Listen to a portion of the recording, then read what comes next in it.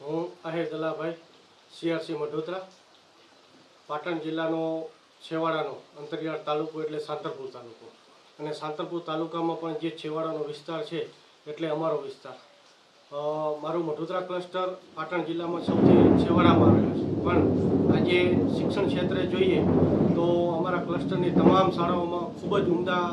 કામગીરી શિક્ષક મિત્રો દ્વારા થઈ રહી છે। ખાસ અમારું ઇનોવેશન કે બાહ્ય પરીક્ષાઓ માટે સમયદાન ધોકાવાળા શાળાથી શરૂઆત કરી અને આજે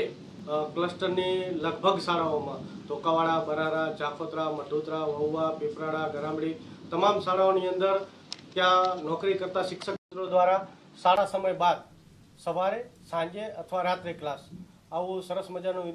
ઇનોવેશન દ્વારા બાળકોને બાહ્ય પરીક્ષાઓના માર્ગદર્શન વર્ગો ચલાવીએ છીએ। જેના પરિણામ સ્વરૂપે અમે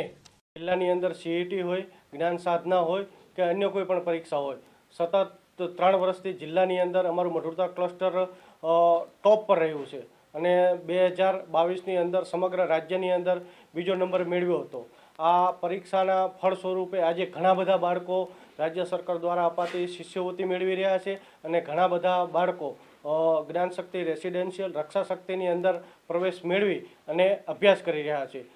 સુરેશભાઈ સિંધવ કે જે ધોકાવાળા પ્રાથમિક શાળામાં શિક્ષક તરીકે ફરજ બજાવે છે, જેમનું દૈનિક કાર્ય શાળા સમય સિવાય સવારે 8 વાગે ચાલુ થાય છે, સાંજે પણ અને સવારે પણ એમ બંને સમય 1 કલાક 1.5 કલાક જેટલો પણ ફ્રીનો સમય હોય એટલો બાળકો પાછળ પોતે માર્ગદર્શન આપવા માટે અર્પણ કરે છે અને જેના પરિણામ સ્વરૂપે ધોકાવાળા પ્રાથમિક શાળા 2022થી સીઈટી જ્ઞાન સાધનાની પરીક્ષામાં જિલ્લામાં તો પ્રથમ રહી જ છે, સાથે રાજ્યની અંદર પણ ટોપ 3ની અંદર સ્થાન પામેલી હતી। જેના ફળ સ્વરૂપે પૂર્વ શિક્ષણ સચિવ વિનોદ રાવ સાહેબ પણ શાળામાં આવી અને તમામ શિક્ષકો ક્લસ્ટરનાને સન્માન કરી અને ખૂબ કાર્યની સારી નોંધ લીધેલી। મુખ્યમંત્રી શ્રી દ્વારા પણ 5મી સપ્ટેમ્બરના દિવસે